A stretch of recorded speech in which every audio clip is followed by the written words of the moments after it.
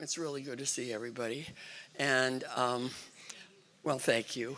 And before I introduce our speaker, I'll go over what's going to happen, as I usually do. Get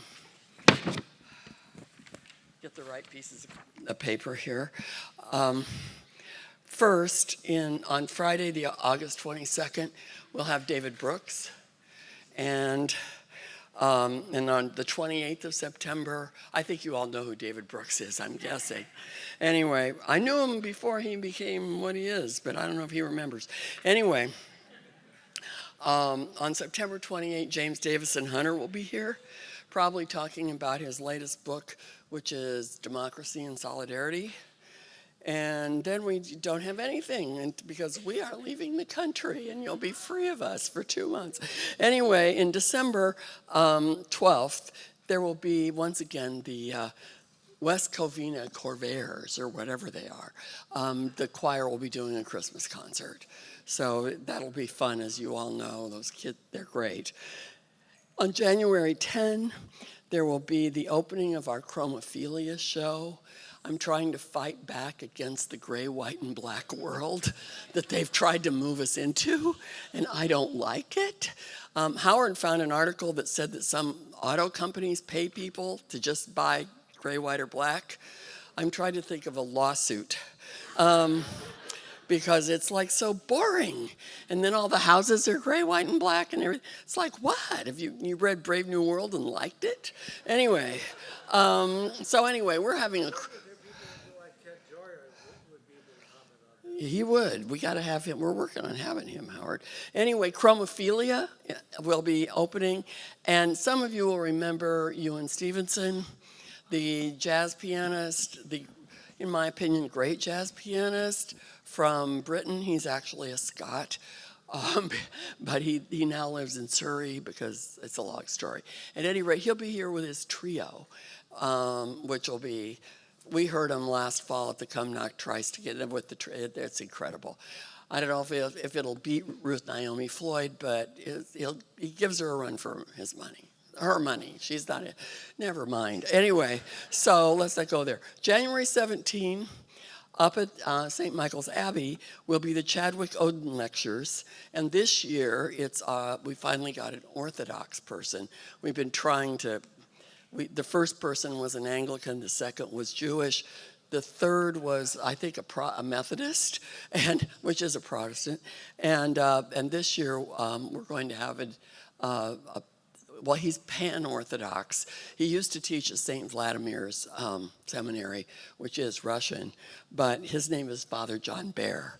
So it should be really interesting, the morning and afternoon lectures. So you're all welcome. And Saturday, the 31st of January, Marvin Olasky, who was last here interviewing Tim Alberta about the madness of American Christianity, at least part of it, will be here talking about his latest book, which is about homelessness. And he spent some time going and staying in homeless shelters, which he's prone to do. He did it before, he did it again. His wife just hopes he comes back. At any rate, he's coming. We just saw him in Texas, and he's alive and well and as old as we are, which was kind of frightening. So that's the plan. Ann is working on after that. We've got a long list of people that we hope to have come. So that's what's coming. And tonight we have a great speaker whose book I read just recently. I met her very briefly at an event in Britain in November of 2024. And I thought, this woman is really interesting. And then I read her book, and now I follow her on Substack at, what is it, Lords of Misrule? Are you one of those people? That's Paul. Okay, well, anyway, she's got a Substack. I read it today. It was a book review. It was really good on a book called Bonding. I don't know if I'll read it or not, but I might. Anyway, I really enjoy reading Mary, and I really found this book very helpful about the crisis of what? of who are we, basically. Who are women? How do we make our way in this post-whatever world that we're in? And Mary's thought about it and wrote a very good book about it, and I think I should be quiet now and let her talk. I give you Mary Harrington.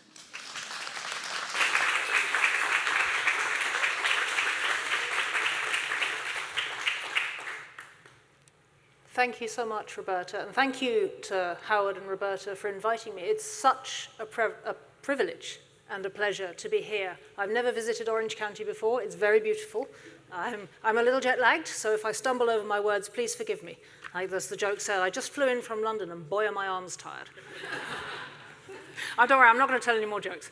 I have a much more serious subject this evening. Okay, that's the last one, I promise.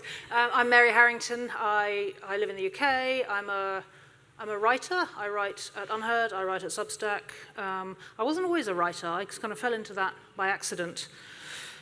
I'm going to tell a personal story today. I guess it's an intellectual journey. It's also a personal story. Which will cover the arc of the book and then a little way beyond that as well. And it's the story of how I lost my faith in progress, and how that led me to rethink feminism as fundamentally a story about technology. And finally, how this led me off the deep end of feminism into theology, which is where you find me today. This all started when I found myself trying to answer a question. It took me a long time to even realize it was a question, but it's a really thorny one. Is it possible to be a feminist if you don't believe in progress?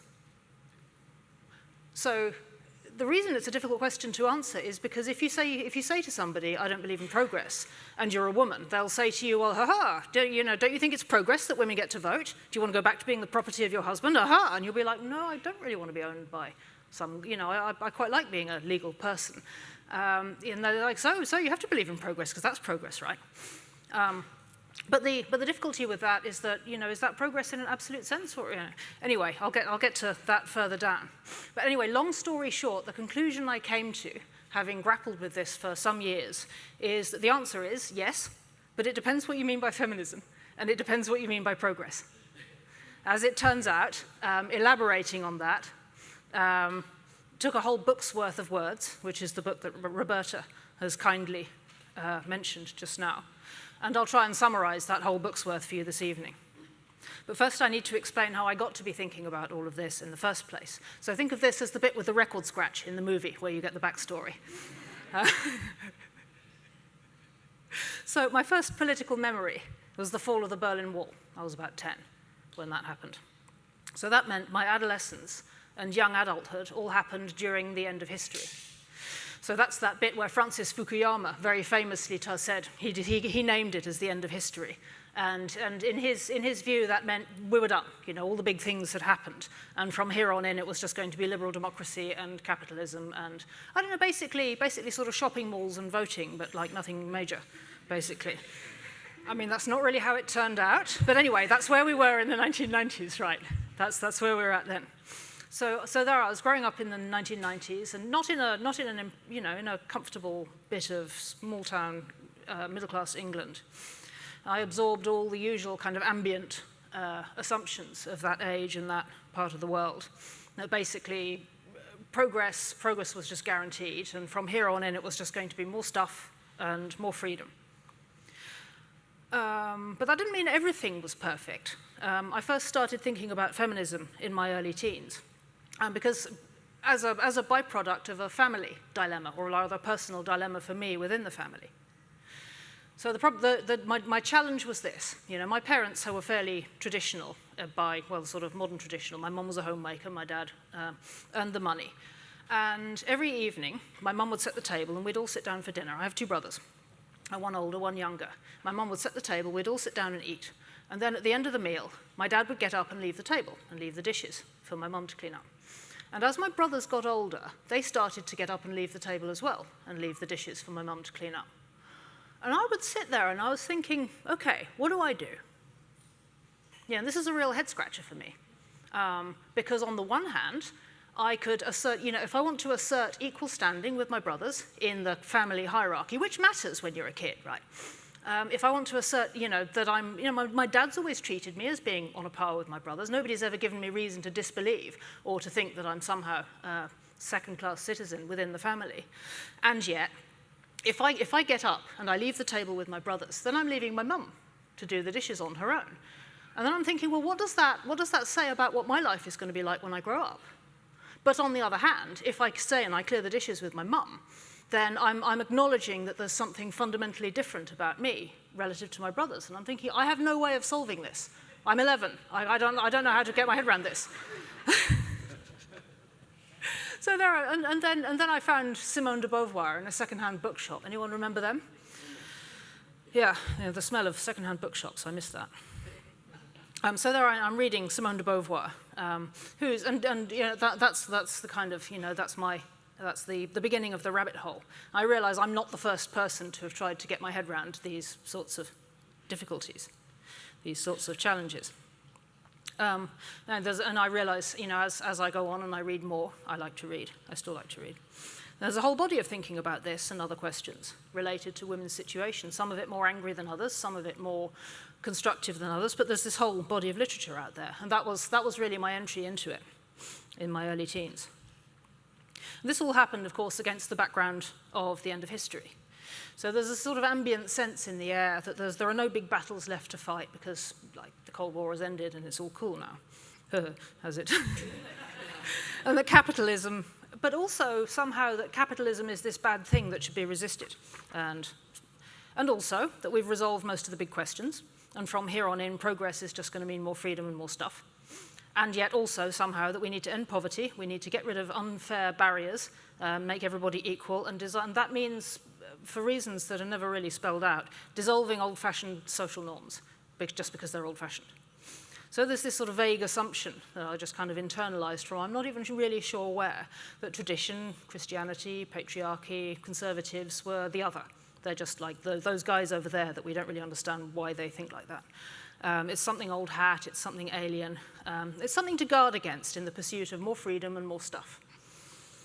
In this context, the main avenues for progress felt more or less like personal ones, like they're all kind of issues writ small, and sometimes environmental and economic justice stuff, so gay rights, glass ceilings, date rape, poverty relief, polar bears, holes in the ozone, the sort of Clinton-era progressive policy stack.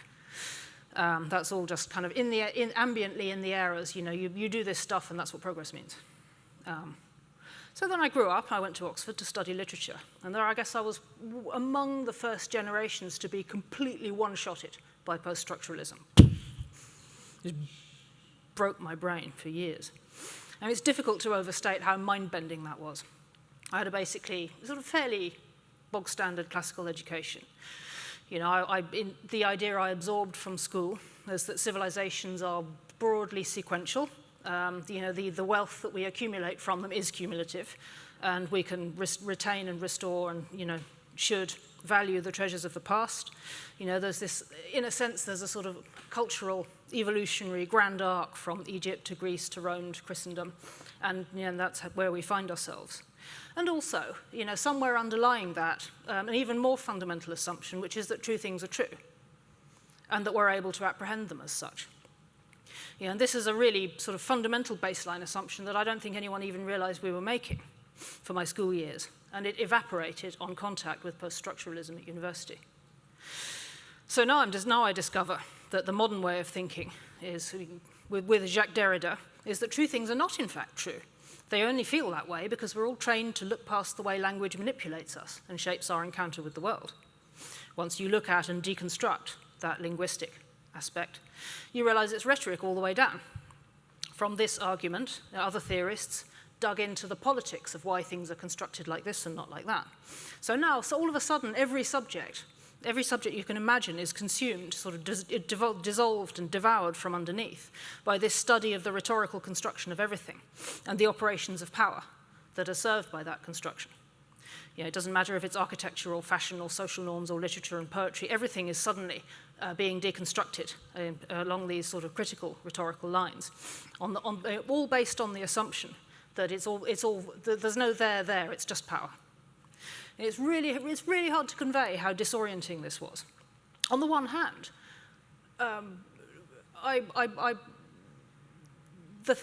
one of the things that was mind-blowing about deconstruction was this sense that the world came alive. Things which had never felt, things that had just felt inert and stable around me, suddenly felt alive. I could see the historical trajectories that had brought the built environment to the form it was. It was as though the world had come alive in another dimension, like I was looking directly at spiritual realities, and yet, at the same time, the same theory was telling me there is no transcendent reality, only power. Really dark. This is the most brutal sort of metaphysical bait and switch you can imagine. Because for Derrida, there's no there. Everything is just a social construction. There's no meaning, there's no truth, there's only power. It's like being handed enlightenment and simultaneously told it's a cynical lie. I'm trying to deal with that because I'm going to take things very much to heart. You know, my peers at university were just like, oh, it's just some theories, so you just repeat it. And then it's, but for me, it fried my brain, completely fried my brain. And I remain convinced to this day that it's a big reason why a whole generation of students went low-key crazy for a while. It's because they absorbed this stuff and it one-shotted them like it did me. It just broke them. Anyway, long story short, I've more or less recovered from this eventually. The important piece for this story is what critical theory did to my adolescent feminism. So in the modern gender wars, Simone de Beauvoir's most notorious quote is, "One is not born, but rather becomes a woman," which is very, very badly abused by queer theorists in more recent years. But she was describing the social process of being constructed as the other by men for women. I mean, in effect, the social process which I found myself in my dinner table dilemma. But she was never claiming that being constructed as other somehow creates women as such. She never questioned the reality of women's reproductive physiology. Judith Butler, on the other hand, as far as she's concerned, even this is up for deconstruction. She argued in Gender Trouble, not just the sex binary, but the embodied one of not just gender, but even sex is rhetorically, socially, culturally constructed. There's no there, it's just power. I found that, at the time, bizarrely appealing. It seems odd to say that now. But for me, it seemed like, maybe this is a way out of my dinner table dilemma. What if I can deconstruct and reconstruct my sort of gendered presentation in the world? What if there really is no there, and I can just, by sheer force of personality, become something other than what everybody perceives me as? It seemed like a good idea at the time. I mean, it also fried my brain, not least because it's not actually true. So I'll fast forward through my early 20s, all of which, you have to imagine being conducted in this sort of post-structuralist fog. My life was experimental, it was pretty arty, it was pretty queer, it was very hand-to-mouth. As you can imagine, I was not very good at staying employed. While my Oxford peers were getting consulting gigs, I was working as a janitor, riding the Greyhound bus across the United States, writing unreadable novels. Still, I tried reading one of them recently. Living in sketchy house shares, getting fired a lot. I lived in communes, I experimented with my sexuality, I curated immersive art events. The whole time I'm trying to square the end of history, financialization of everything, with my progressive ideals. I co-founded an education startup that nearly made it. That was cool. And then it all fell apart in the year of the global financial crash.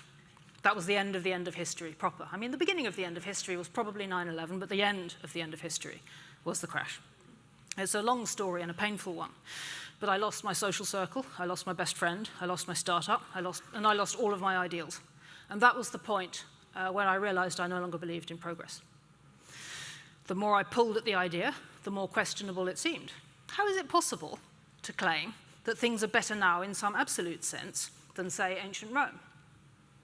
How do you make that case? Some things are better, some things are arguably worse, like they didn't have a hole in the ozone layer.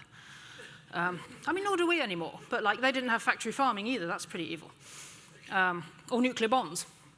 But they had slavery. Oh yeah, how can you evaluate all of this without being omniscient? And that, I realized as I thought about it, is the clue, the God-shaped hole, the omniscient, the postulated, putative, omniscient person who's able to evaluate all of this is a God-shaped hole. And that's the clue to what the idea of progress actually is. It's a theological story in disguise. Really, it's Christian eschatology with the transcendent bits sanded flat. So once I figured that out, I realized I didn't believe in this secular eschatology anymore. None of it seemed to add up.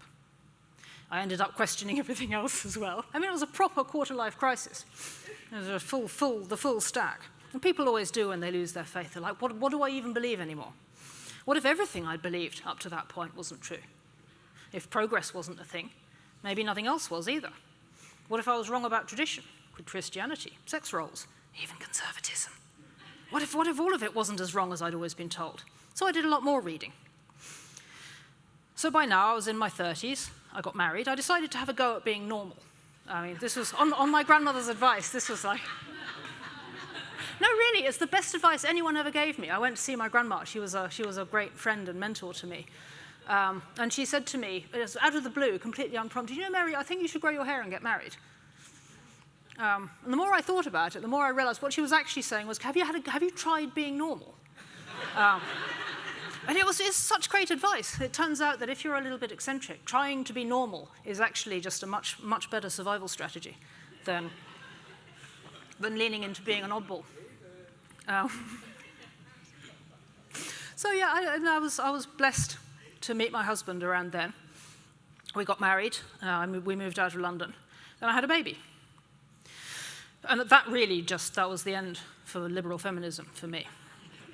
Because I'd internalized the idea, you know, the fact that my mum had such a, you know, was treated really like a second-class person in my household probably didn't help.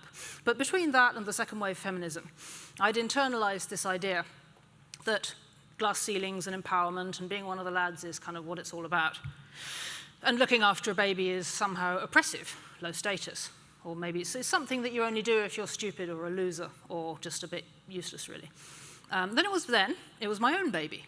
And I suddenly realized that there's nothing I wanted to do enough to make me want to be away from her all day.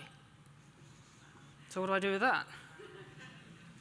That was when I started wondering if there was something missing from the feminist picture. I thought. So I had and what really compounded that for me was realizing not only that, realizing how fortunate I was to have a choice about whether or not I went back to work, because we did. You know, we were in a position where my husband could say, do you want to go back to work? Not when are you going back to work, because we're going to go bankrupt otherwise. And a lot of the women from my prenatal group were not in that position. I watched them go back to work one after another. And some of them were properly in a state of bereavement for some time afterwards until everybody adjusted. And I realized that actually what happens at that point is not this sort of unambiguous story about liberation and empowerment and glass ceilings. That a lot of women have jobs, not careers. And they still have to go back to work. And I was thinking, okay, so if your job is putting packets through a scanner all day, are you really liberated by being freed from looking after your baby?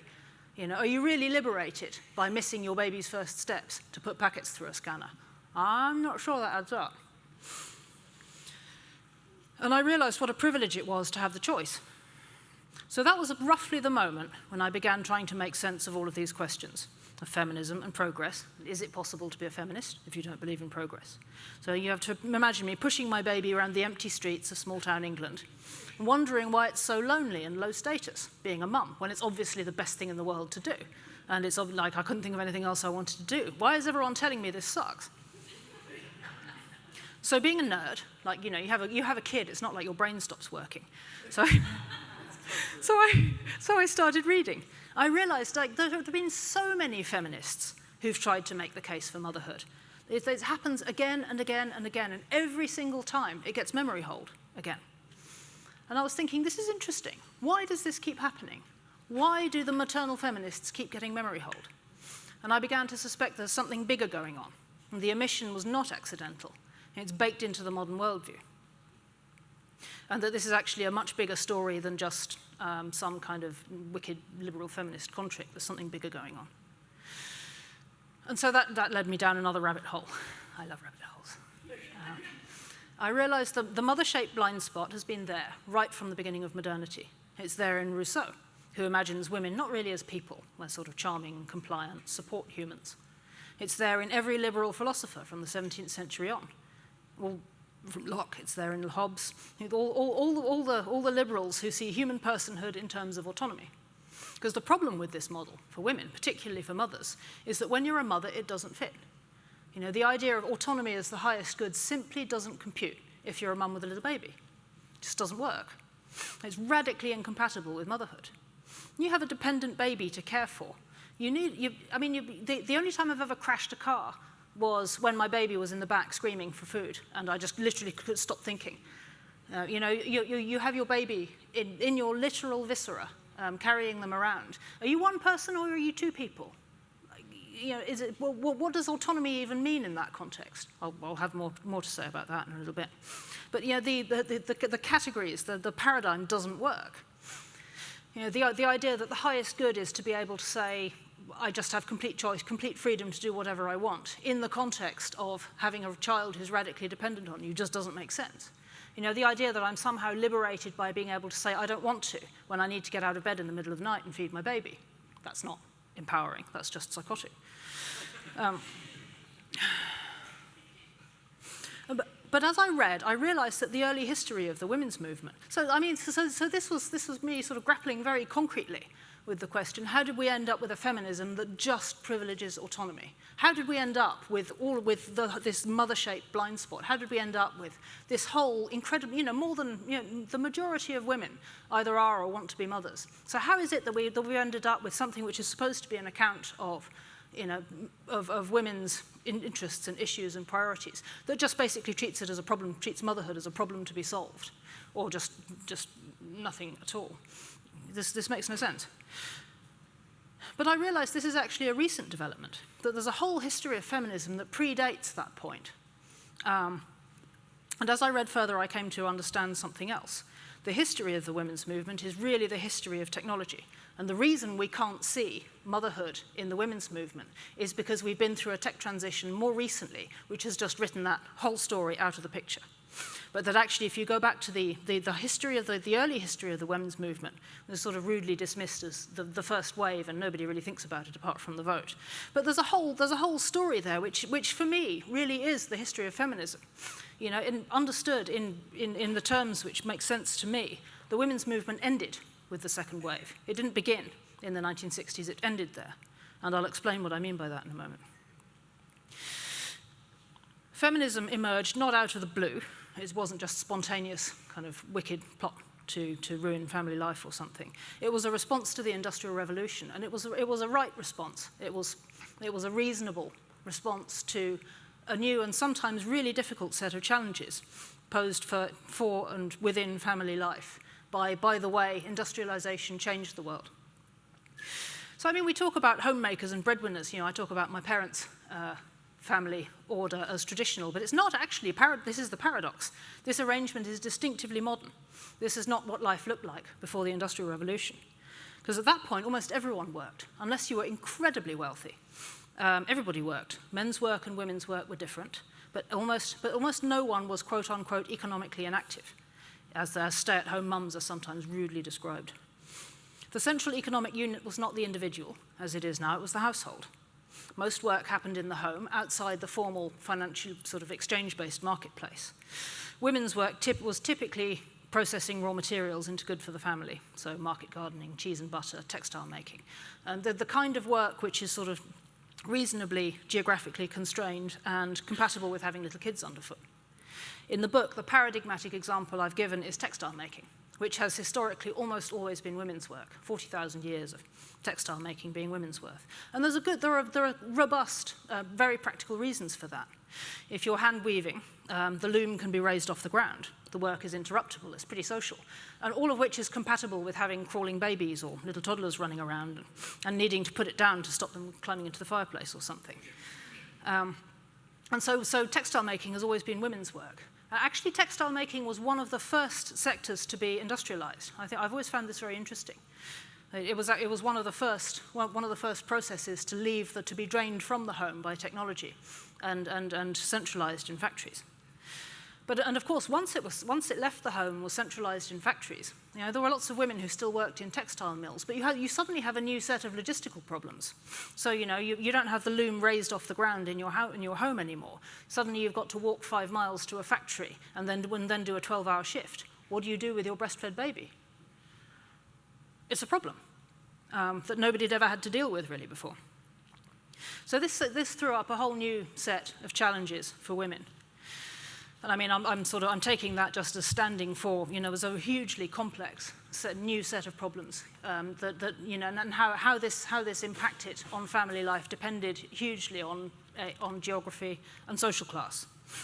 But women's response to the transformation of work into something which happened outside the home in other places typically fell into two patterns, which I've characterized as the feminism of care and the feminism of freedom. So the feminism of care covers a huge body of writing, almost all by women, which tends to be dismissed, again, I think, rudely by feminist historiographers as the cult of domesticity, so-called. And women would write about the private domestic virtues of women, the need for a space of retreat from economic competition, the value of nurture, the beauty of education, the home as a place of respite from the marketplace. And to me, this is all a straightforwardly feminist body of work, even if it's read as reactionary now, because what it's making a case for care, domesticity, motherhood, non-commercial human goods outside the realm of the marketplace. This is women saying our work still matters, even if everything is now counted financially, and even if now the measure of value is what can be counted on a balance sheet. That's not all there is, and actually all of this stuff still matters. Our role may have been reduced, we may have lost economic agency, but what we do still matters. So against that, the other pole of the early women's movement, I mean, we're talking sort of 19th century here, was what I characterize as the feminism of freedom, which actually was also responding to a set of substantial challenges. Because when women retreated into this sort of private domestic sphere, in practice, they lost economic agency. They were not equal economic agents in a productive household anymore. They were effectively dependent within a private household in a way which left them radically vulnerable to the goodwill and the good character of their husbands. Within a legacy social and legal environment, which assumed that the household was the basic unit of economic, social, and political life, which meant in practice that women's political personhood was subsumed into their husbands. Their economic personhood was subsumed into their husbands. And this left women incredibly vulnerable to abuse, fundamentally.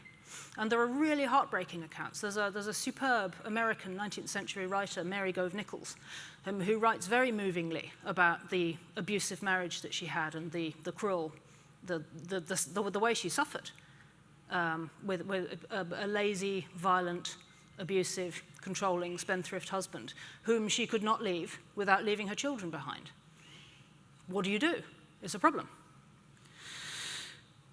So the feminism of freedom was, emerged out of, a very real need to respond to some of these challenges. And out of this came the campaign for women's political personhood. Out of this came the campaign for women's property rights. And the whole early feminist movement, which really made the case, the sort of governing theme is women's right to enter the market on the same terms as men. But really it's about disaggregating the productive household into an order which recognizes both men and women as individuals, and the individual as the fundamental unit of society. And the early history of feminism is interesting and complex. I mean, it's the warp and weft of social life. There's this very rich dialectic back and forth between freedom and care, dependency and autonomy, in which everybody recognized the reality of sex, the difference between men and women, and the value of both of these domains, even if sometimes they were in conflict with one another. And to me, this reflects the reality that the divide between freedom and care runs through the center of all of our lives, but nowhere more sharply than for mothers. I mean, what mother hasn't felt torn between her kids needing her and sometimes needing a night off? That dialectic, though, was resolved decisively in favor of freedom by a more recent tech transition. Which brings us really to the answer to the question, why can we not see mothers now? In the book, I characterize this more recent tech transition as our entry into the cyborg era. But more conventionally, we might call this the transhumanist era. The point where we turned from industrializing the world to industrializing ourselves. The first mass market transhumanist technology was the birth control pill, 50 years ago. We are 50 years, half a century into the transhumanist era. This isn't some sci-fi thing which might happen in 10 years. We're 50 years into it. Consider, the pill does something fundamentally different to every previous medicine. To that point, medicine set out to fix what was broken. So I have a broken arm, I go see the doctor fixes my arm. All of this happens with reference to a shared understanding of what normal health looks like, what normal human physiology looks like. You know, the template, what normal health is just understood by everybody, and everybody takes it for granted that health is just health. But the pill does something very different. It doesn't set out to fix something which is broken, like my broken wrist or my asthma or whatever. The pill sets out to break something which is working, which is to say normal female, healthy, functioning fertility. And it does so in the name of personal freedom. This is a radical departure for medicine. It was swiftly adopted by feminists because it really did massively expand women's freedom by leveling one of the most profound and, up to that point, irreducible gaps between the sexes, namely reproductive role, pregnancy risk. Once the pill was legalized, it transformed culture pretty much overnight, even for women who didn't want to use it. It rewrote social norms such that refusing extramarital sex became vastly more difficult. It ended shotgun, well, I'll get to shotgun marriages in a minute. As a result, but this drove a ratchet towards the legalization of abortion.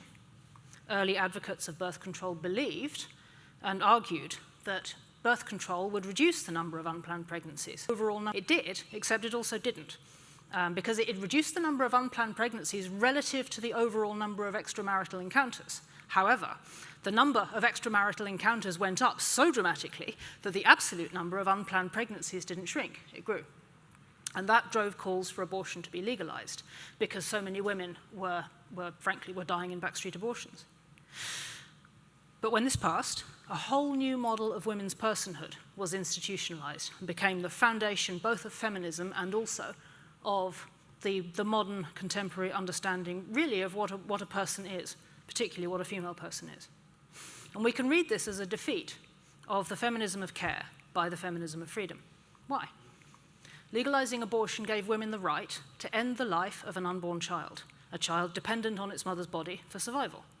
This right is framed as a matter of bodily autonomy, an absolute right for women, a sine qua non for existing as a person. Wherever you stand on abortion, and I realize this is a sensitive issue, it's very clear that this institutionalizes the primacy of autonomy over care. And it makes choice a central plank of feminism. This has since become the vector for progress, understood solely in terms of autonomy.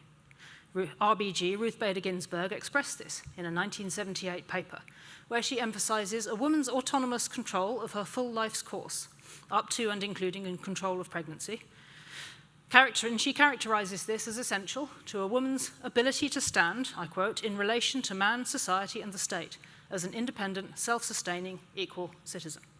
So, in effect, personhood is conflated with participation in the market, and all of this rests on the foundation of the right to privilege autonomy over care.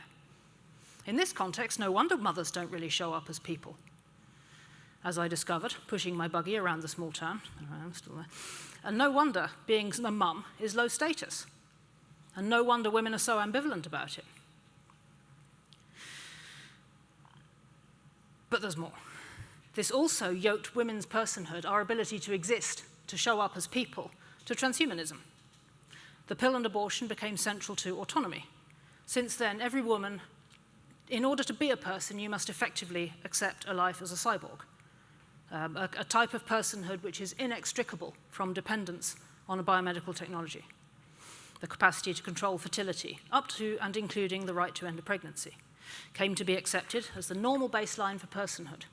And we've all accepted, without even realizing it, a vision of human autonomy and personhood that, for women, can only be realized with the help of biotech. We're all cyborgs now. So that's how we began the transhumanist era. 50 years in, how's it going? We opened Pandora's box with the pill, and it's been prized a great deal wider since then. The era since has seen a radical expansion in freedom for some, but exploitation for many more. The first example followed swiftly from the pill, which really did increase freedom for bourgeois women who benefited from the ability to plan their lives, study, take jobs. But it also opened women's bodies to the market, because if you own yourself, why shouldn't you sell yourself? So college degrees and high-flying jobs for some. For others, no argument anymore against a job in the sex industry. By the early 1970s, already, the feminists who were demanding the pill were also protesting the porn industry, not realizing that the same technology and ideology of bodily autonomy underpins both. When we zoom out a bit more, a general principle becomes clear. Every time we use a technology to escape a previously natural limit, we open new space for commerce. Freedom and trade are two sides of the same coin, and this logic has governed the advance of biotech ever since. Now, we have big fertility, with a thriving trade in gametes. I believe Stanford undergraduates can sell their eggs for a premium, especially if they're pretty. Yeah, it's kind of gross. We have commercial surrogacy, where you can rent the womb of poor women to manufacture babies to order. These are just two fronts of many in a wholesale war on human nature, one that sets out to escape every limit imposed by human physiology in the name of personal freedom. The main battleground for this, when I was writing Feminism Against Progress, was transgender ideology, which weaponized gender-confused children and gender non-conforming adults to serve as a battering ram for this war on human nature. In the book, I characterized this worldview as meat Lego Gnosticism, a belief that we're not our bodies. The I, who experiences embodiment, is distinct from the body, and can treat that body as a jumble of fleshy Legos to be rebuilt at will, however you want. I drew a parallel between this and the Gnostic heresies of early Christianity, where they have in common a deep hatred of the physical world and a desire to escape into something else.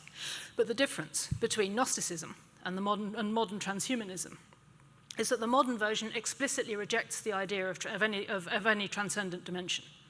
Our flesh can be remodeled at will, but this points not beyond us to the spiritual world. It just points to power. Just as for Jacques Derrida and Judith Butler, there's no there. There's only power. There's only pure will.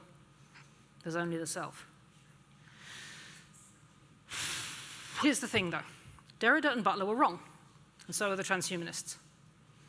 And this is the point where I argued myself out of feminism, because I realized, or rather, fell off the deep end into somewhere else, because I realized the questions I was grappling with here went much deeper than I mean, the question of men and women is kind of everything, but it's also, there's a more profound metaphysical dimension to what we're wrestling with here.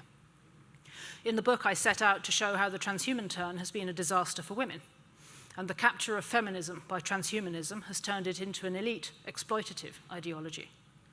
But the book confined itself to the impact on women and children.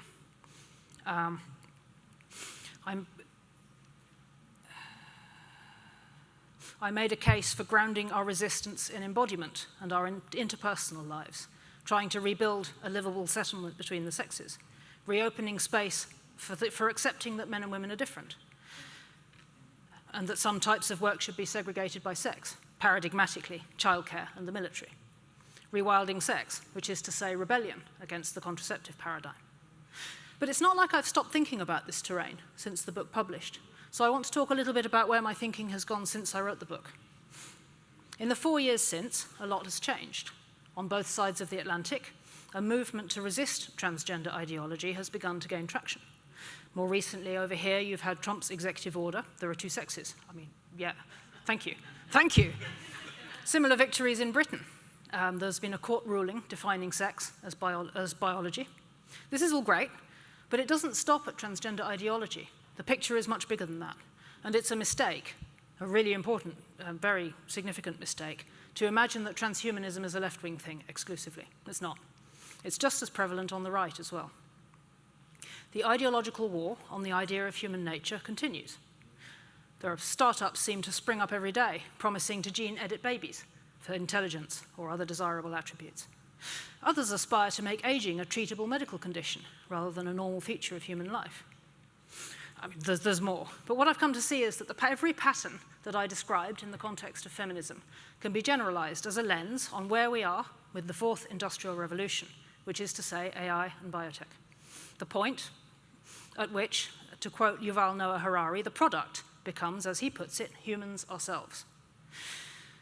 It's pretty normal for people to feel a deep, instinctive unease with the idea that we might ourselves be products. But since I began grappling with these ideas, the question which I've struggled with most, and the blind spot I've struggled to get to grips with, is why is it so difficult to explain that unease? It's as difficult to explain as why can't we see mothers? I've come to think that the blind spot is analogous to why can't we see mothers. But it's a far deeper metaphysical question.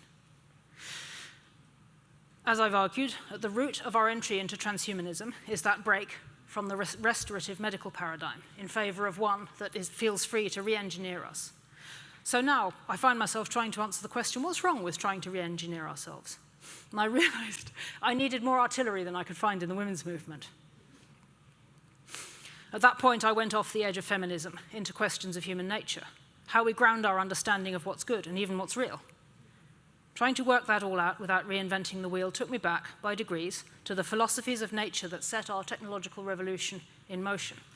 And that brought me back, bit by bit, to medieval theology. Because once you dig deeper than the 17th century, you find yourself very quickly back at Thomas Aquinas.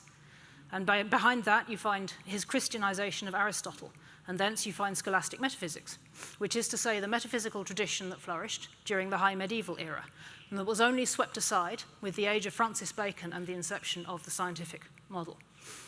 Now, we could be here all night talking about scholasticism. I won't bore you with too much. But this is an account of the world as founded in universals, whose ground is the thoughts of God, and in which a full account of everything requires more than just cause and effect. It includes two additional causes. So we have the stuff, the physical stuff that things are made of. We have the forces that act on something. But we also have the form of something, which is to say the shape that makes it itself. And we have what it's for, the purpose. So that's material cause, efficient cause, formal cause, and final cause. So not two causes, but four. And two of those causes have been lost. Two of those causes were first put aside and then abolished, effectively discarded, memory hold, like mothers, at the beginning of the scientific era in order to make that era of innovation possible. Now, this is a massive oversimplification of sort of whole libraries and hundreds of years of very much cleverer than me people. But the key point in relation to what I'm talking about here is this. The technological mindset rejects formal and final cause. The medieval view, which saw all of creation as sacred, ultimately originating in the mind of God, was stripped away beginning in the 17th century, and even then persisted much longer in relation to humans than it did to the rest of the world. The idea that the human form and the human purpose are sacred survived very much longer, even in medicine, even through the era of modern medicine with its aspects of objectification, still, until the 1960s, persisted within this basic paradigm of normal human health, which is implicitly the human form. And somewhere in the background of that is the understanding which persists all the way from early Christendom that humans are made in God's image, the Imago Dei. And the persistence of the Imago Dei as a sort of tacit aspect of what we understand humans to be meant that the taboo on breaking what God made in his image survived long after we started dissecting and instrumentalizing the natural world. Medicine held on to this ambivalent relation to the human body, where we cut bodies open, but we do it to heal, always implicitly in relation to Imago Dei, the sanctity and sacredness, really, of the human form and human health. The transhumanist turn was the gravest assault yet on Imago Dei, which is the last hiding place of formal and final cause, which is to say spiritual form and transcendent meaning. But technological society was always going to come for them, even in humans, because we long since abandoned formal and final cause and our willingness really to consider and consider those aspects of reality in our worldview. And without formal and final cause, it's impossible to argue against re-engineering even ourselves, just as we re-engineer anything else. So let me restate that. If you reject the idea that humans have a form, that we have a nature, And that form is directed to some end: human flourishing, kids, posterity, the transcendent. But if you reject that idea, you have nowhere to stand when you argue that some innovation or other is wrong or unnatural. It's just there's no there. There's only power. And once you see that critical weakness, you recognize it everywhere. You can't move for progressive arguments that reject nature as socially constructed, that argue on that basis two caregivers of the same sex is functionally the same for every child as being raised by your mother and father. All the evidence suggests this is not in fact true. Arguing that a trans-identified man should be permitted to use chemicals to induce lactation so as to breastfeed a newborn baby. This has really happened. Or even that it's fine for a trans-identified pregnant woman to continue taking testosterone, even if that causes birth defects, because normal physical health is just a reactionary social construct. Yes, someone actually argued this in an academic paper. All of this is predicated on the assertion that there's no such thing as human nature. As should be clear by now, this leads nowhere good. It leads to the commodification of bodies, the exploitation of the poor, the abuse of children, and ultimately the creation of monsters. If I can be plain, waging war on Imago Dei may look abstract, but it's profoundly evil. This is just as true when those waging war code as right-wing, as some of the eugenicists and human augmentation crowd do, as when they fly a rainbow flag. But most importantly, they're just wrong. It's not, in fact, possible to abolish human nature. In the book, I quoted Horace, Naturam expellas foca, tamen usque recurret, a very famous line from Horace. You can drive nature out with a pitchfork, but still she comes back. And that's actually where I see cause for optimism. We're 50 years into the transhumanist era. The fantasy of abolishing or transcending our own nature, still not realized. Take the pill as an example. 50 years of receipts. The utopians, its early defenders, imagined it would flatten all of the distinctions between the sexes. We'd have a perfect sexual utopia. That's not what happened. If anything, sex differences in how we choose mates are more pronounced than ever. And far from delivering some kind of erotic utopia, what we have today is an epidemic of sexual anomie and a collapsing birth rate. Those who are bucking the reproductive trend are almost all sex realist and religious. Run that trend for a generation or two, the society that comes out the other side of the global demographic pinch point is more sex realist or religious than the one we have at present. You can drive nature out with a pitchfork, but she comes back.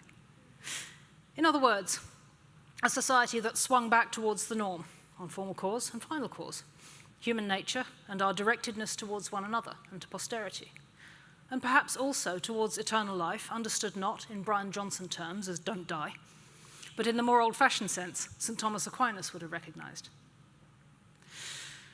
To wrap up, I found my way into this topic by liberaling as hard as I could and realizing it didn't work. It took a painful trial and error to assemble a worldview that felt more true. I hope I'm now more realist about our embodied nature and also about where we are today in our contemporary metaphysical and political challenges. I still don't believe in progress in the general sense, but progress is real in the sense that there's no undoing any of our industrial revolutions, first, second, third, or probably even the fourth. We have to live in the world as it is. That means trying to remain human as our innovations march us on. I've come to think that the best way to do this is by not reinventing the wheel. I found myself rediscovering feminism and reinterpreting it as a story of our response to technology. I've come to think that, no, we don't have to cede the women's movement to a bunch of crazies who think it's just about more freedom. And we can take that ball and we can do what we like with it. Sex realist feminism is winning. It's going to win. I've also come to reappraise my youthful understanding of Christian thinking. Very simply, this body of thought is not just useful or historically important or nice cultural relics or pretty buildings. It's also true. And as we stare down the monster of money and technology and no truth, only power, Christian theology really is the only place left to stand. I'm not the only person to have made this journey recently, in response, I think, very generally to our cultural moment. There's been a marked uptick in young people returning to Christian faith. With good reason. There's no other body of thought that can make the case for human nature, as creatures of both flesh and spirit, capable of directing our purpose beyond the mere pursuit of food, sex, money, and status, power. I take great comfort from seeing this sea change. The sex realist feminist movement emerged to challenge the ideological assault on sex dimorphism. It says, no, sex is real and immutable and politically salient. You can drive nature out with a pitchfork and still she comes back. I believe the resurgence in Christian faith represents something similar. It says, no, human nature is real, and it really is sacred, and this is the story from within which it makes sense. Against the Fourth Industrial Revolution, nothing else offers a robust enough foundation to enable us to discern where we may rightly apply our powers of innovation to the benefit of all, and where we must not, without sawing at the branch on which we're sitting. I'm still hopeful that we might be able to develop this kind of discernment, and I'm certain that, if we don't, we'll find ourselves there eventually, having learned the hard way, that you can drive nature out with a pitchfork and still she comes back. So I'll finish by quoting T.S. Eliot, who also discovered faith in the face of immense technological change. We shall not cease from exploration, and the end of all our exploring will be to arrive where we started and know the place for the first time. Thank you.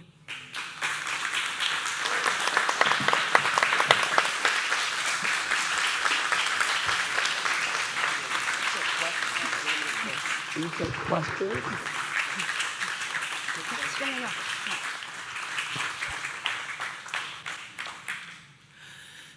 Does anybody have any questions? I believe Roberta has a mic, if somebody... Hello. I guess I'm going to be a little bit of the devil's advocate. Like, I believe in nature, always have since I was a kid, and have disdain for human socio-political plans or schemes generally. But I do also believe in individual liberty, which is different from personal autonomy in a way I can't quite define. But the thing is, I've also thought myself as a bit of a villain's rights advocate, that freedom, it's not that it's good to do whatever you want, so long as it doesn't hurt anyone else. Just that if you do something bad that doesn't overtly hurt anyone else, no one else has the right to stop you, which might sound like hair split, but there is important difference. Like, freedom for all means freedom for bad people too, and without and no contestations about the reality of biological male, biological female, but if a biological male genuinely believes that they are actually a female in a male body, provided they do concede that it is in a male body, and vice versa, doesn't like freedom. I mean, especially given what some totalitarian atheists have said about religion, regarded as insanity and so forth. If we defend freedom of religion, should we also require the freedom of the transgender person to live and practice their beliefs, no matter how absurd it may seem? I think there's maybe 2 or 3 questions in there, but I'll take the one on gender first. Look, people are free to believe whatever they want. What they don't have, I mean, if you want to believe you're Napoleon or a cat or the opposite sex, you do you. What I think is not okay is demanding a complete reworking of the legislative framework and the political framework and social norms in order to humor your belief that you're Napoleon or a cat or the opposite sex. I think that this seems like a perfectly reasonable accommodation to me. That anybody can wear whatever clothes they want. I don't care. But you don't get to tell me that you're a woman when you're very obviously a man, and you certainly don't get to say you're a woman if you're very obviously a man, and if you're a criminal and get shut up in the women's prison. That's plainly barbarous. And there are obviously conflicts of rights there. So much for yes, absolutely freedom, but we have to accept that freedom sometimes abuts against the competing rights, needs, desires, and vulnerabilities of different groups, and this is an immensely complex area of social, cultural, legal negotiation, and it certainly doesn't seem appropriate to me to treat personal self-identification as absolute in the context of such a complex area. So on the question of freedom and villains advocates more generally, I mean, I suppose just very briefly, I'm really not a theologian, but I would respectfully point you back to the very much richer Christian account of what freedom is.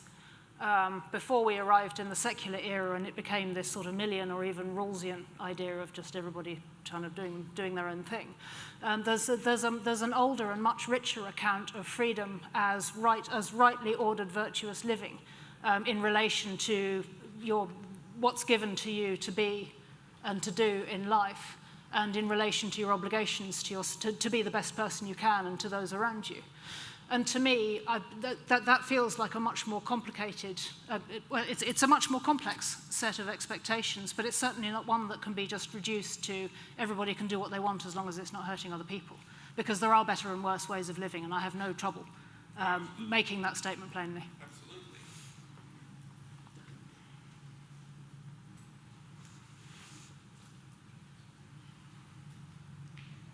Enjoyed your talk.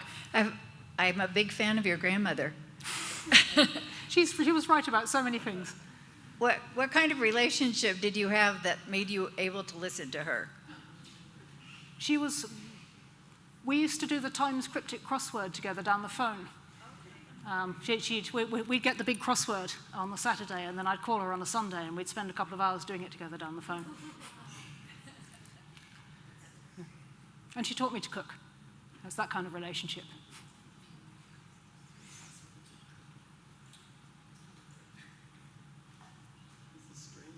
Excuse me.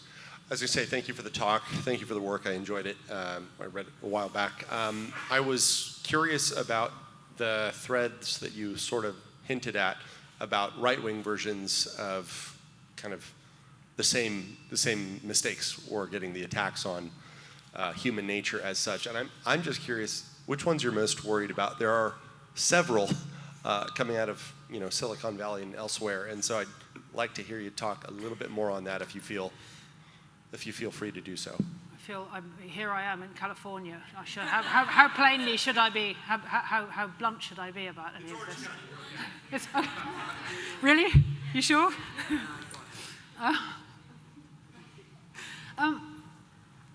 Okay, I mean, this is a very difficult and subtle domain because the dividing line between technologies of healing and technologies of enhancement is so fine and is often quite ambiguous.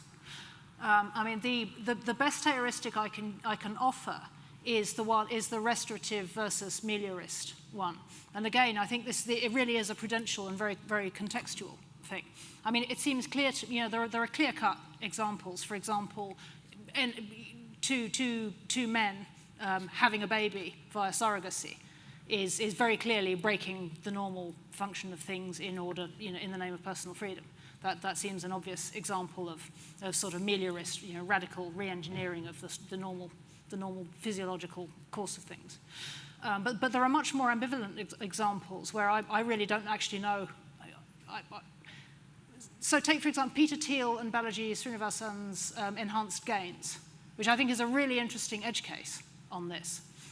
So for anybody who doesn't follow this kind of niche tech stuff, this is a proposed pro-doping sporting competition where everybody will be encouraged to use as much technology of any kind they want to enhance themselves to sort of maximize sporting performance. And this seems to me like a really interesting edge case on the question of restorative versus meliorist, because in theory, there's a huge amount that you could do which is currently banned by the IOC to enhance human performance, which still broadly falls within pursuing excellence within a sort of normative paradigm of normal, healthy physiology. But then, once you get to, I don't know, chopping someone's legs off and giving them Oscar Pistorius cheetah limbs instead, I think you're into kind of new territory. So where that dividing line is, I think, is a very fine matter of judgment. I think where it comes to the sort of reproductive re-engineering, I think again this is a popular topic among sort of right-wing libertarian types. I want to gene edit my baby for intelligence or whatever. I mean, I think it's a good rule of thumb that I have yet to find an example of a fertility technology which promised to be eugenic in theory, which didn't turn out to be dysgenic in practice. I have yet to find a counterexample of that. And it's my hunch is that all of this sort of gene editing for intelligence will not turn out to be eugenic in practice. But I think, those again are the kinds of areas where it's very ambivalent, and I think you could make a case that actually what they're doing, A, will fail, and B, is just outside the bounds of what it's right to do. I don't.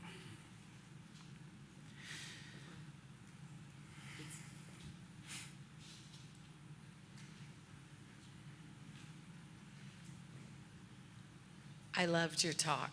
Thank you. Motherhood is very important as a vocation, as a career. My question to you is, have you done much research to look at the data of how children are, babies, toddlers, impacted by being placed in full-time daycare, and also how it affects the marriage when the woman is working full-time outside the home? To the best of my knowledge, what the data suggests is a small amount of daycare from about 15 months on is basically, it's sort of neither here nor there, all other things being equal. But much younger than the impacts get more severe and more long-lasting the younger a child is when they enter daycare, and the longer they spend in daycare. And that this holds across the class continuum. So it doesn't matter what kind of a family background you have, your child will be more stressed and will be affected in other ways if you put them into daycare very young. And there are some settings are better than others. Some settings are obviously terrible, but all of the evidence points to the fact that a child that's placed in a multi-carer setting like that is radically under-socialized in some very deep ways at a very young age that it's not really possible to come back from. It's pretty savage. As regards how the family dynamic is affected, I can only speak personally to that and say, in my own family life, we've done pretty much every configuration, from my husband being the breadwinner and me being stay-at-home mum, to me being the breadwinner and him being, he was ill as it happened. And we've, on balance, we found that the setup which works best is when one of us is working part-time. You can have both of you working, but there has to be some slack in the week's schedule. In practice, a lot of people, everybody has to eat. We're all mostly just doing our best. But I've found if there's some slack in the schedule, then there's space for other things that the family need.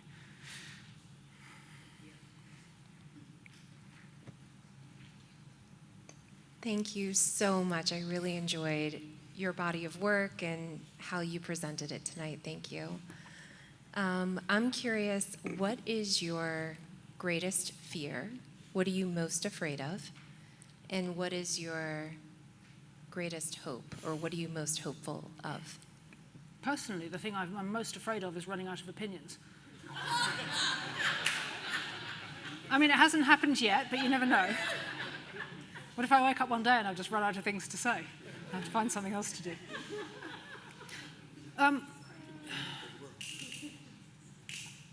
The thing, it's speaking more generally, I fear that we won't be able to adapt quickly enough to the way AI and the digital revolution are transforming how people think. And I think that's going to cause some turbulence and some fairly large-scale shifts in how we organize our social worlds. The thing I'm most hopeful for is that the same shifts are also bringing people back into a much more immediate relationship with spiritual dimensions which have been kind of very much sidelined for a long time now. So that's a really two-edged sword, but there's a very beautiful silver lining there as well.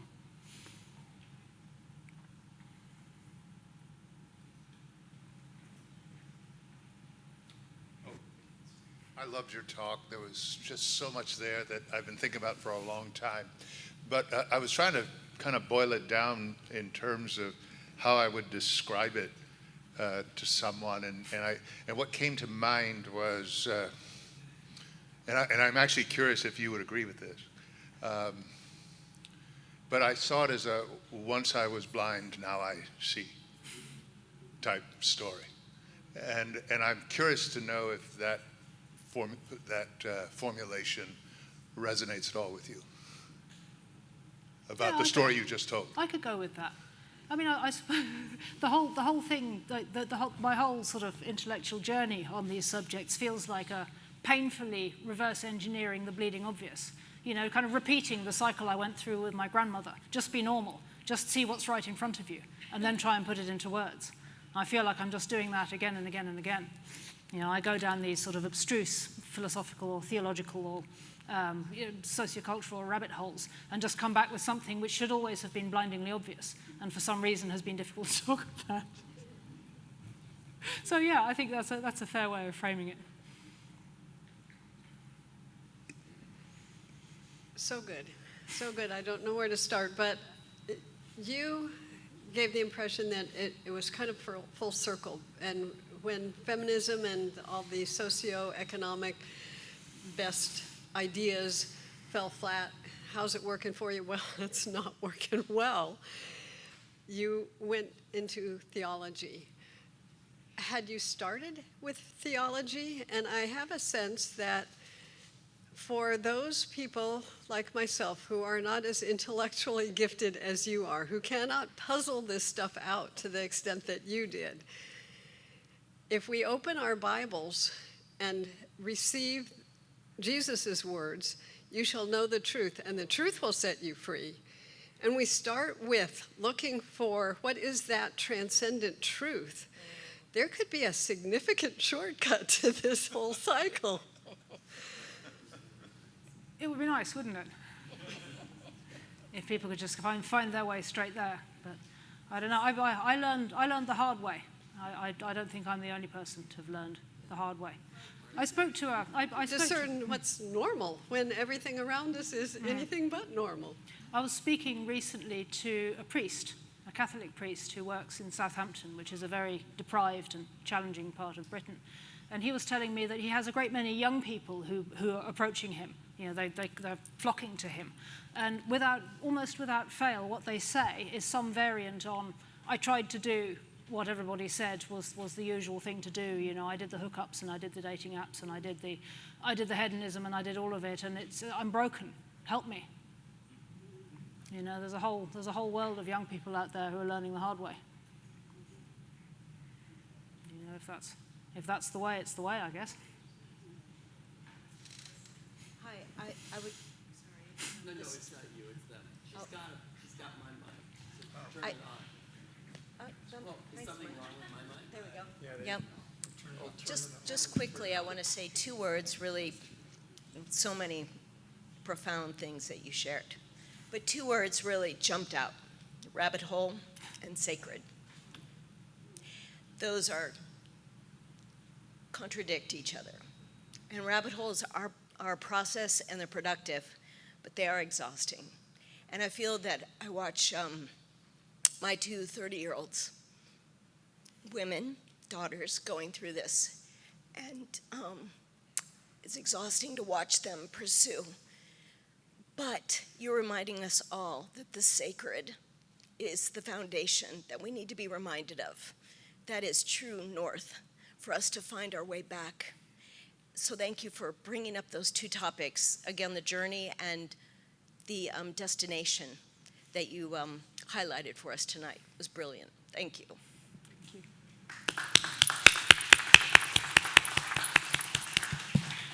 Thank you for sharing that. I think we can second watching our children is, not always fun. At any rate, our older children. But I listened to a podcast that you did with Jordan Peterson, and you talked about 3 stages of a woman's life. And that was interesting to me. Probably the most instructive people in my life were my 2 grandmothers, one of whom was a life to avoid at all costs, and the other was a life to emulate. And if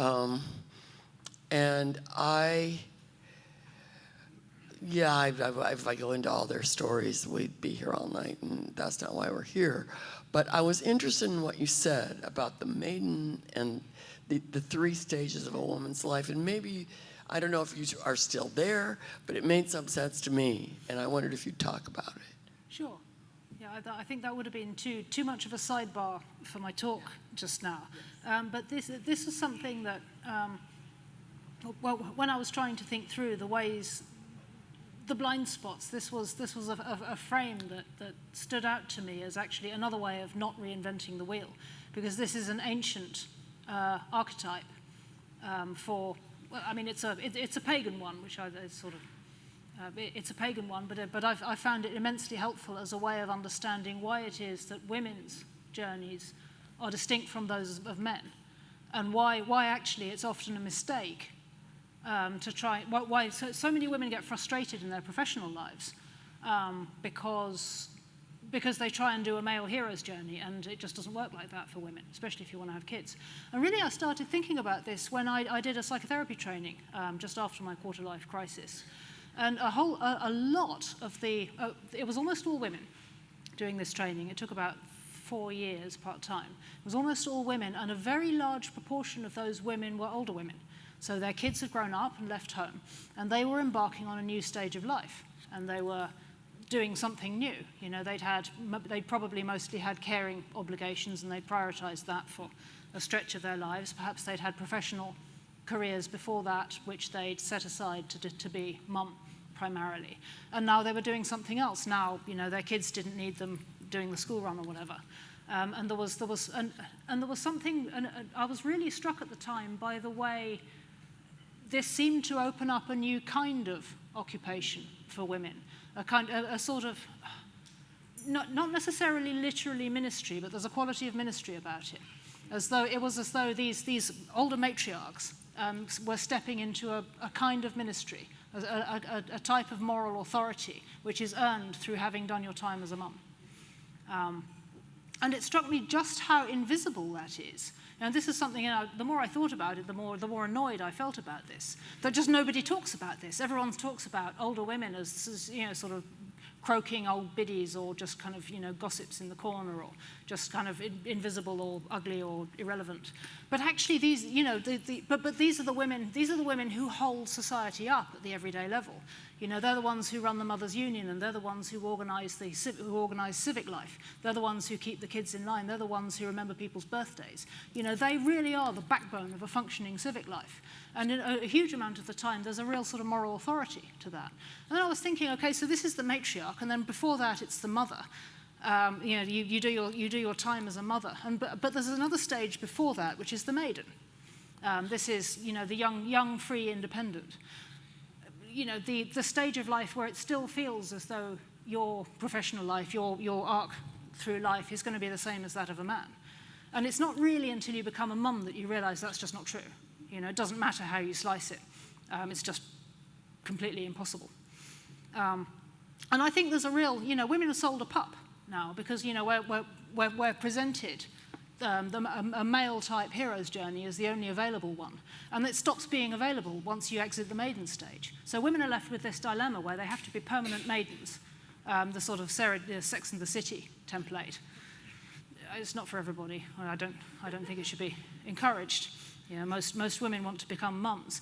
But you know, if we were able to be franker about the fact that the archetypal women's hero's journey is just fundamentally different from that of a man, and that really there has these three phases: the maiden, the mother, and the matriarch. You know, we could be more fully in ourselves as our full selves as women, and not trying to jam ourselves into this glass slipper. There's this really kind of ill-fitting, you know, this sort of badly tailored man's suit, as though that was all that was available. It feels as though we could be more truly here and present and participating all the way through our lives, and not sort of, you know, shunted off to the siding once we age out of motherhood. So just that, really.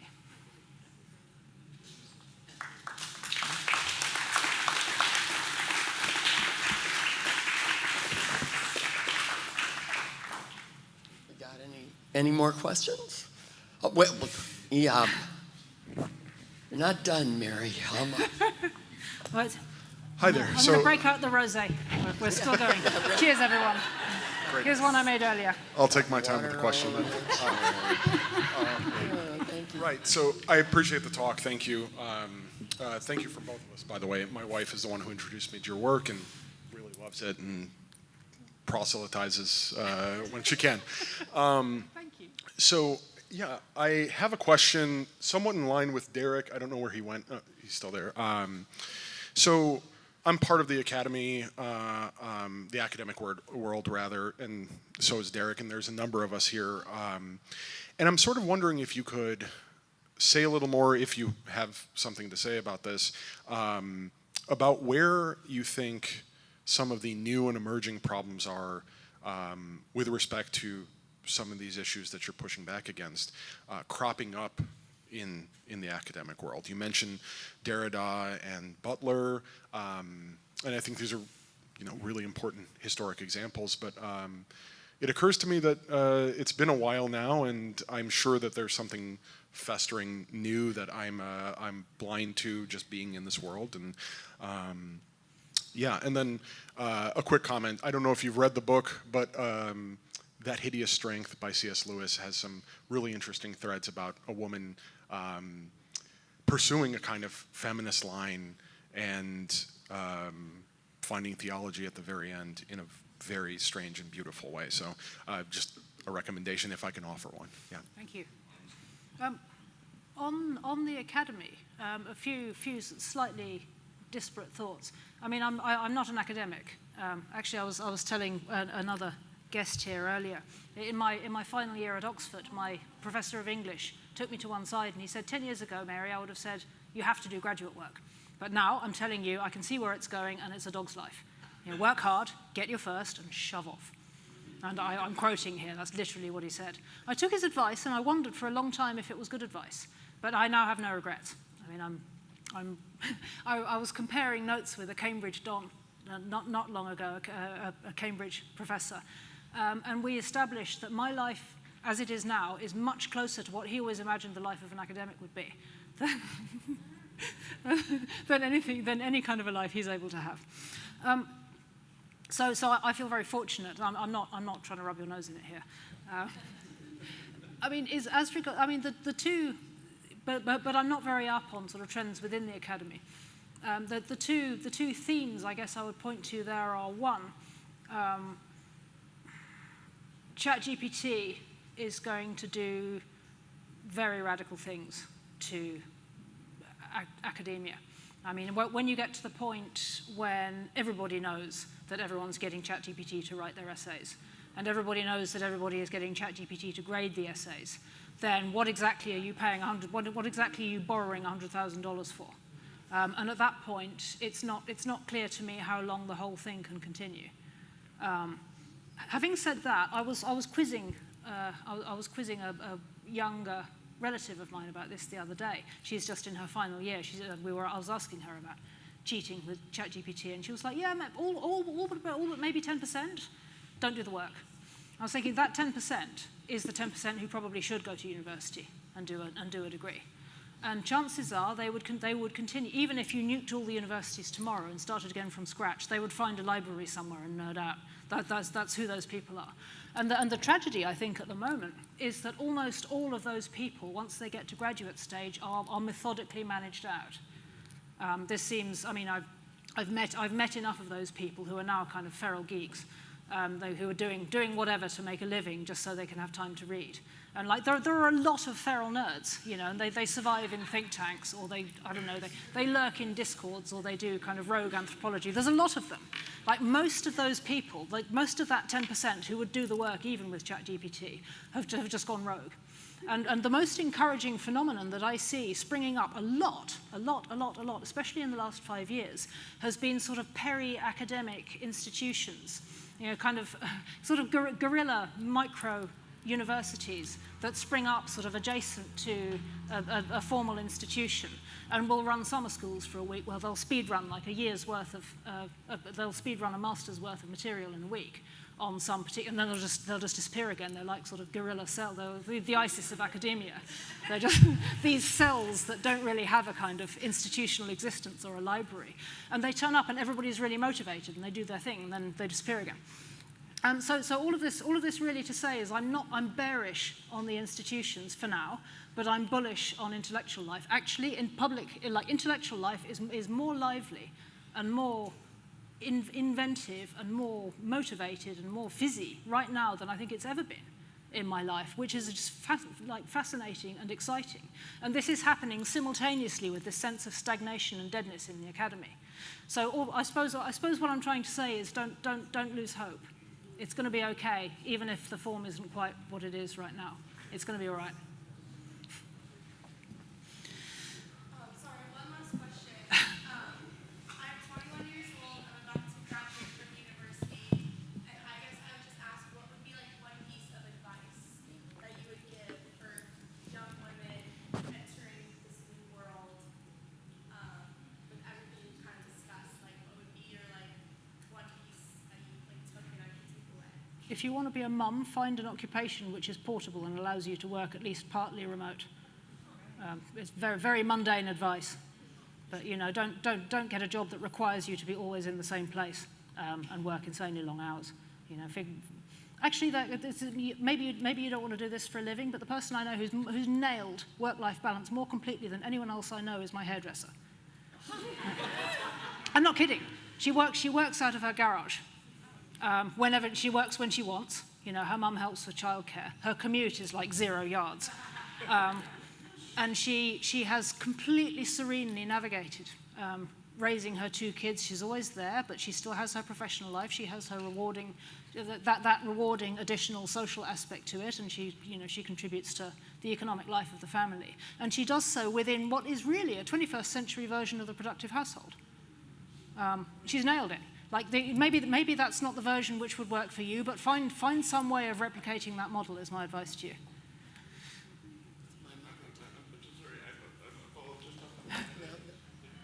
Just take a minute. Oh, when will someone write a book entitled The Productive Household? I believe I have a friend who's kind of working on that right now, so fingers crossed it'll happen. Yes. On that positive note. Yes. Yes. Thank you. Thank you all for coming. Thank you.